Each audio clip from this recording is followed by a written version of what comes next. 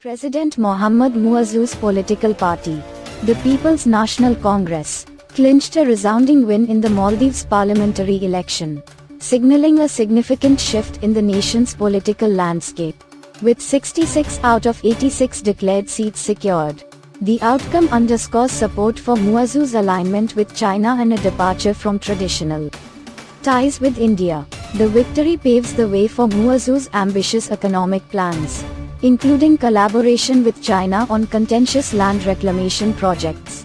Today's next news is, India faces a severe heat wave as temperatures soar 4 to 6 degrees Celsius above normal in various regions, including Orissa, West Bengal, and Madhya Pradesh. The India Meteorological Department warns of heightened heat wave activity during the April to June period, coinciding with the national elections. With La Nina conditions forecasted for later in the year, concerns arise about the impact on India's agricultural sector and water resources. Today's next news is, Defence Minister Rajnath Singh on his poignant journey to Siachen, where he interacts with soldiers stationed at the world's highest battlefield.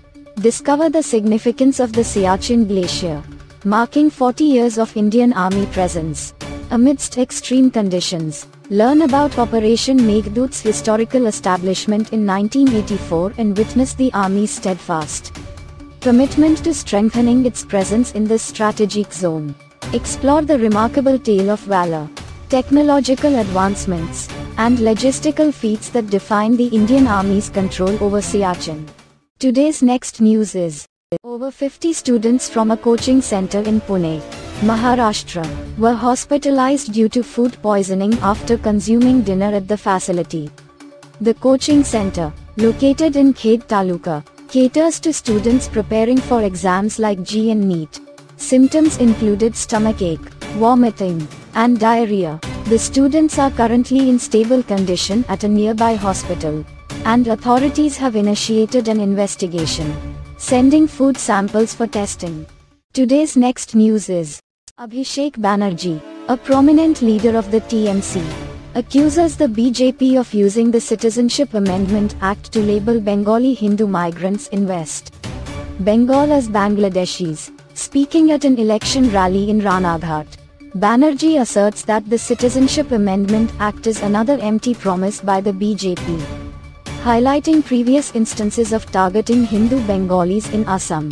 He challenges the NDA government to expedite citizenship for Citizenship Amendment Act applicants within a week. Today's next news is, Prime Minister Narendra Modi lambasted the Congress party's manifesto during an election rally in Rajasthan's Banswara. He denounced their proposal for wealth redistribution, particularly targeting their plan to survey individuals' properties and redistribute women's gold assets. PM Modi emphasized the intrinsic value of personal belongings like Mangal Sutra and gold, stating that such possessions are beyond redistribution. Today's next news is, University Grants Commission Chairman Jagadesh Kumar announces a significant change in eligibility criteria for pursuing a PhD and appearing for the National Eligibility Test 4-year undergraduate degree holders can now directly pursue PhD, regardless of their undergraduate discipline. A minimum of 75% marks or equivalent grades is required. Relaxation in marks is available for certain categories. Learn more about this groundbreaking update in academia. Today's next news is, Indian Biogas Association and Hydrogen Association of India have joined forces to advance bio-based energy solutions, particularly green and blue hydrogen. The partnership aims to drive policy advocacy, capacity building, and training initiatives, crucial for the growth of the sector, with a focus on reducing dependency on imported energy. The collaboration targets sustainable energy promotion. The video explores the significance of this alliance in propelling India towards energy self-sufficiency and reducing carbon emissions.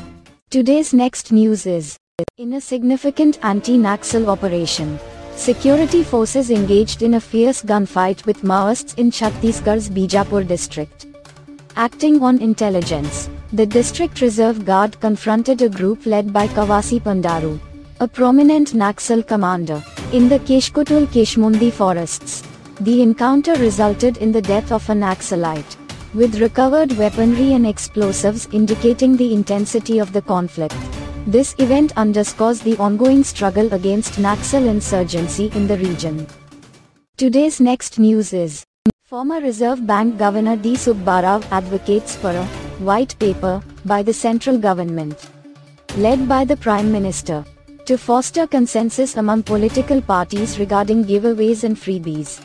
He stresses the importance of public awareness regarding the costs and benefits of such policies, and emphasizes the government's responsibility in educating the populace. Subbarao highlights the need for a thorough debate and the imposition of restraints on political parties in this regard. Thanks for tuning in. If you enjoyed this video, don't forget to like, share, and subscribe for more content like this. Your support means the world to us. Stay tuned for our next upload, and until then, keep exploring, learning, and creating.